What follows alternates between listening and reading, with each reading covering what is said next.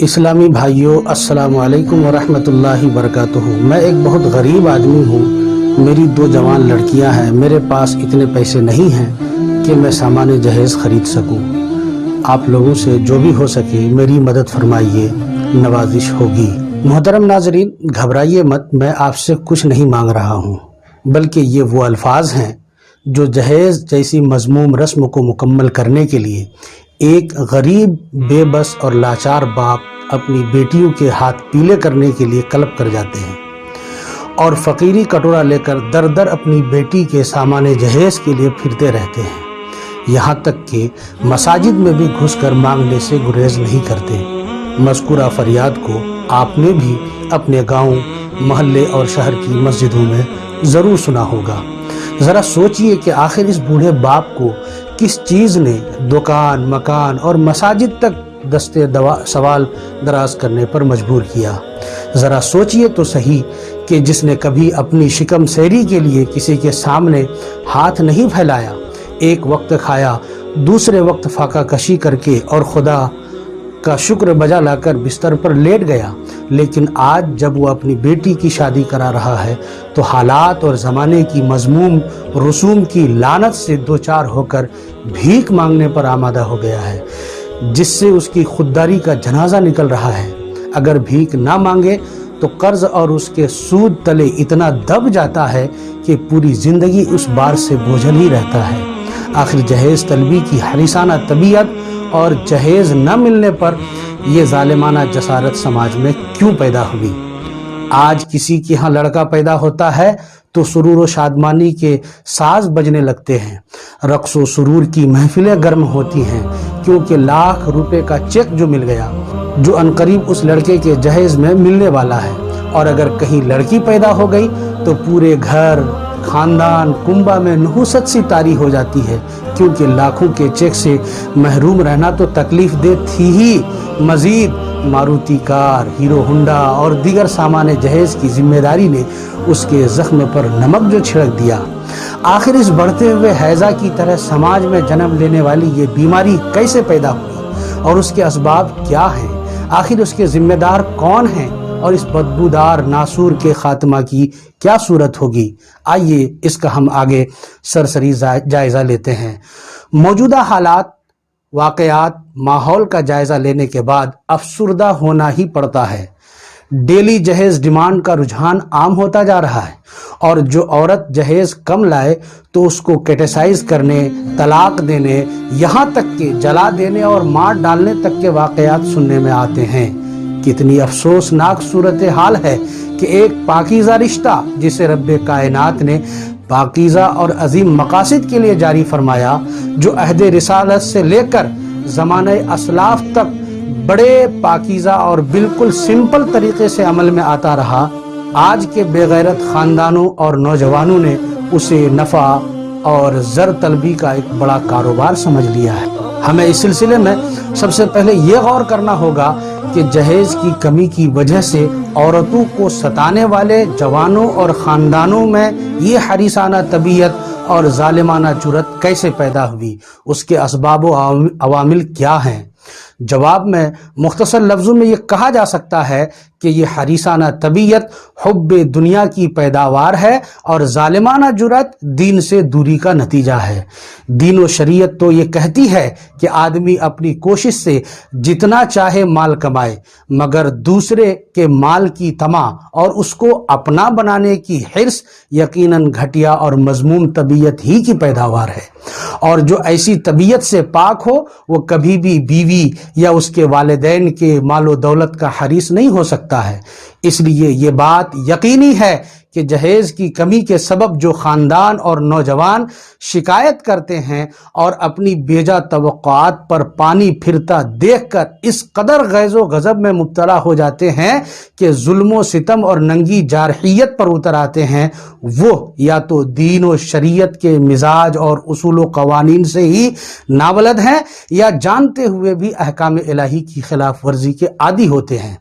ان کی روزمرہ کی زندگی میں بھی دین و شریعت سے بھی انحراف نمایاں طور پر دیکھا جا سکتا ہے۔ ناظرین کرام، جہیز ڈیمانڈ کا یہ ایک رخ ہے، اب اس کا دوسرا رخ بھی ملاحظہ فرمائیں کہ جہیز لینے دینے کا عمل کیوں پروان چڑھ رہا ہے۔ اس کا ایک بڑا سبب یہ ہے کہ جو اہل ثروت ہیں وہ اپنی دولت کے نام و نمود کی خاطر یا لڑکی اور داماد سے بے پناہ محبت کی نمائش کے خاطر بذات خود بلا مطالبہ اتنا جہیز دے ڈالتے ہیں کہ مڈل کلاس کی ساری دولت و جائیداد کی قیمت لگائی جائے تو بھی اس کے برابر نہ ہو۔ ان حضرات کا یہ عمل دیکھ کر دوسرے بھی زیادہ سے زیادہ جہیز کی دینے کی فکر کرتے ہیں اور اسی کو عزت و عظمت خیال کرتے ہیں اور نہ دینے میں اپنی بے عزتی اور حقارت محسوس کرتے ہیں۔ ظاہر ہے کہ اس طرح جب جہیز معزز گھرانوں کا علامتی نشان بن چکا ہو اور فخر و مباحات کے ساتھ اسے عملاً رواج مل چکا ہو، اگر اس حالت میں یہ تحریک چلا دی جائے کہ جہیز مانگنا بند کرو تو یہ کہاں تک کامیاب ہو سکتی ہے اور نہ پانے والے کہاں تک صبر کر سکتے ہیں۔ اسی لیے یہ بات امر مسلم ہے کہ ان دولت مندوں کے اس عمل سے اور ان کے اس کردار سے جہیز کی رسم بڑھتی اور پھیلتی چلی جا رہی ہے۔ ناظرین کرام، اب غور کرتے ہیں اس کے ازالہ اور علاج پر، تو ہم یہ کہتے ہیں کہ اگر ہم نے اس کا لاہ عمل تیار کیا تو اس لعنت کا ازالہ ممکن ہے۔ مثلاً معاشرے میں دینی اور اسلامی رواج پیدا کی جائے، اسلامی احکام کی عظمت و اہمیت اور آخرت کا خوف پیدا کیا جائے، اس بات کو دل و دماغ میں جمایا جائے کہ مومن کی سرخروئی اور کامیابی اس میں ہے کہ وہ حدود اللہ کے اندر رہتے ہوئے اپنی دنیا اور آخرت دونوں کو خوشحال بنائے۔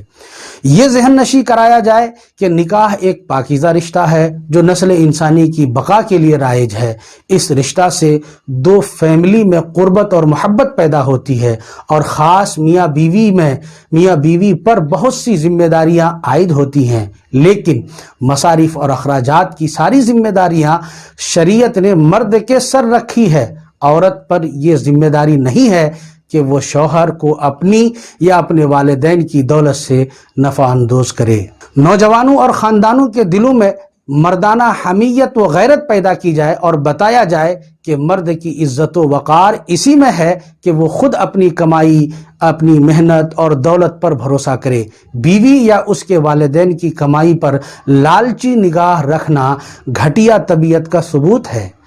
اسی طرح کی باتوں کو لوگوں تک پہنچانے کے لیے پمفلٹ جاری کیا جائے، چھوٹے چھوٹے اشتہار بنائے جائیں، جلسے منعقد کیے جائیں، نجی مجلسوں اور ہوٹلوں میں بھی ان سب چیزوں کا ذکر کیا جائے۔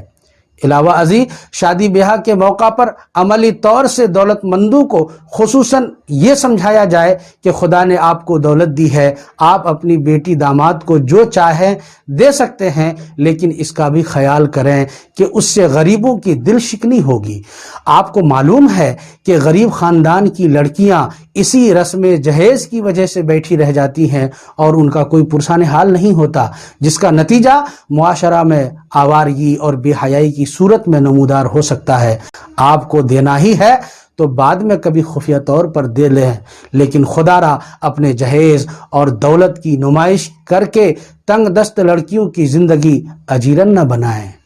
اسی طرح ایسی انجمنیں اور کمیٹیاں بنائی جائیں جس میں سماج کے دولت مند، صاحب اثر، درد مند اور صاحب کردار افراد موجود ہوں۔ یہ حضرات جہیز میں دیے جانے والے سامانوں کی حد بندی کریں، سب سے پہلے خود عمل کریں، پھر دوسروں کو اس پر پابند بنائیں۔ ناظرین کرام، کہتے ہیں کہ وہی شادی بابرکت اور خانہ آبادی ہوتی ہے جو قرض لینے پر مجبور نہ کرے، ورنہ شادی خانہ آبادی نہیں بلکہ خانہ بربادی کہلاتی ہے۔ کیا آپ نے کبھی غور کیا، ایک باپ اپنی لخت جگر جس کی پرورش برسوں سے کی، وہ اپنی بیٹی کو آپ کے حوالے کر رہا ہے،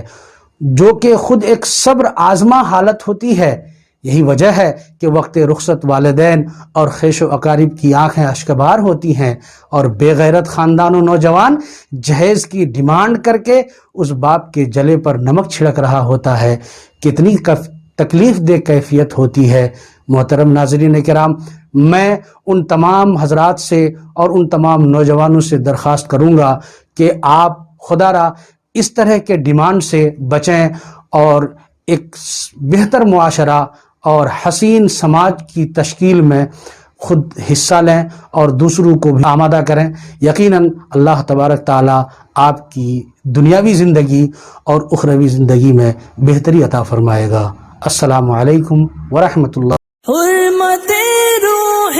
پیمبر یک نظر کن سوئے ماں.